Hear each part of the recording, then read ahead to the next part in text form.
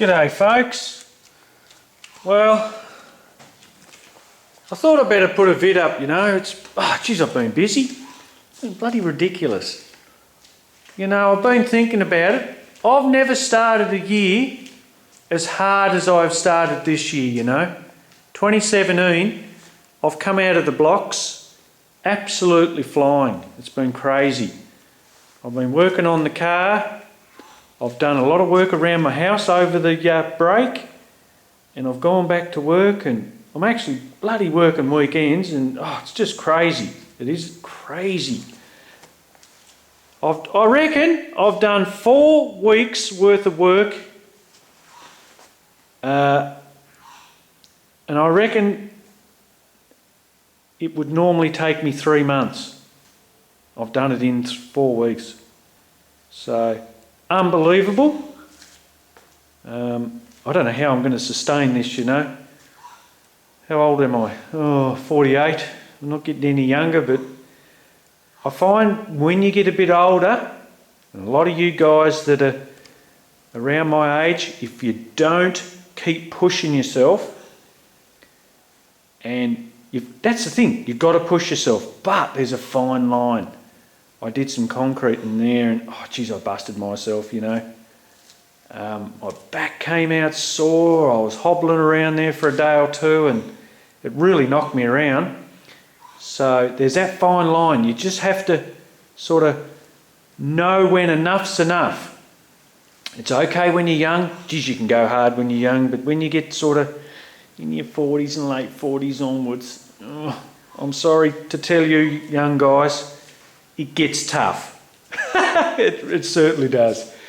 So, but it's all good. It's not all bad news. So, I'll tell you one thing though, you gain a lot of experience, and that's fantastic.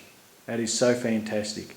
All right, guys, enough of my little bit of babbling there. I could go on for hours, you know. I want to talk about, and I've never talked about it, but it's very important. Breathers. Breathing a boosted motor. Now this has been trial and error, guys. I have really put a lot of effort. There's been a lot of testing to get it to where I'm so happy with it. Oops, sorry. I run 4 breather lines out of the engine because you just have to let them breathe.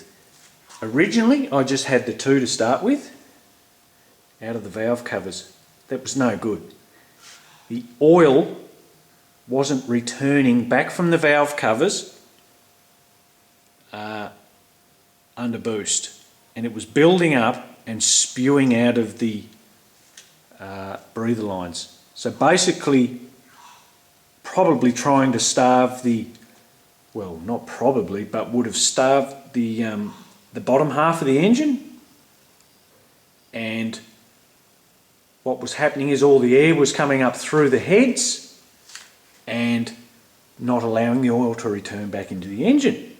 So, and I tested this when I had a clear catch can when I was running one. You'll probably notice it in the earlier vids. I had a plastic container down there when I was trialling different systems and methods. And then I came up with the idea of running an extra set of breathers in the manifold. And what it's gone and done, it's taken the pressure build up in the valve covers. So oil can return back down to the engine, and the tiny little bit that I do get when I'm under boost gets returned back into the engine, because I do have another line at the bottom of the catch can that's up a little bit from the bottom. So there's probably a 5 ml of oil just sitting in the bottom all the time, but once it bubbles over a little bit, it gets returned back into the engine. So I never ever have to worry about maintenance. It's foolproof. And I have that goes in there where I have my fuel pump used to be. And the other line is from the scavenge pump, from the turbo. So that's where they both enter the engine. So this is a fantastic little design. It works like a treat. And I know this because a lot of guys, when they start, even in NA form, when they start pushing their engines up in the compression and the big revs, they run into trouble with oil pissing out of the dipstick. There's not a real good shot there, guys. And a lot of them have springs around them to stop them popping out. I don't have this problem at all. It just sits there.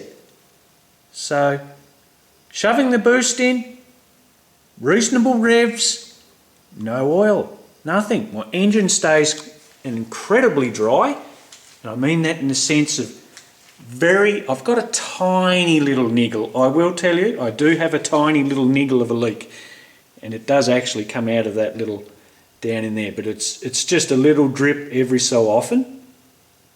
But as far as oil coming out of it elsewhere, no. So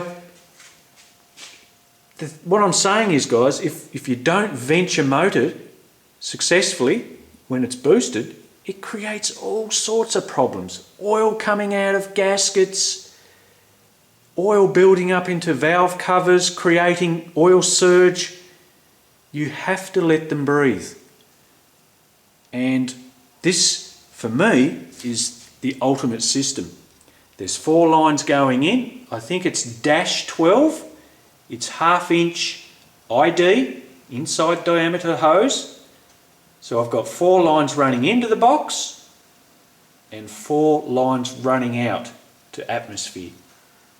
I get no oil coming out of those breathers, none whatsoever.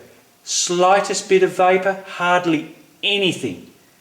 It's incredible the way this little system works. Good design, and it protects everything. You don't have issues. So I hope that sort of helps a lot of you guys in the breathing department, because I think it's very important. It's all very well shoving the boost in, but if you don't allow for adequate ventilation of your motor, it causes all sorts of problems. So I just hope that, yeah, like I said, sheds a little bit of light and you can understand where I'm coming from. All right, guys, well, what's today? Monday? I've got a club day on Sunday, so I've really got the car as good as it'll ever be for the time being. I've put all this work into it and it's raring to go, so I'll have some good footage, and I can't wait. I'm really hanging out. Quick update on the cage. Well, I'm going for a welding cage. I was talking to the guy and he said that it'd be another 4 weeks away. Look, I've got to the end of my tether on it. I really want this cage, and he said he can do me a cage in a fortnight, but it's going to be a weld-in job. So I am going to save a bit of money, which is nice, and I've got a fella that's going to jump on board that I mentioned earlier in a few vids back. He's still keen to help me, and we're going to gas weld the cage. So we're not going to TIG it, we're going to go back to old school, and we're going to gas weld this in with a fillet rod and everything, and he's very confident on it. He says that's how he learnt to weld with the gas, and we're going to give it a go. So that's going to be fantastic, but it may be a few months before I do it. Like I said, I want to do my rear arms first and get them sort of knocked over, and then I will address the cage. So all good times ahead, mate. And I'm hanging for this weekend. So, all right, guys. Well, I'll catch you later.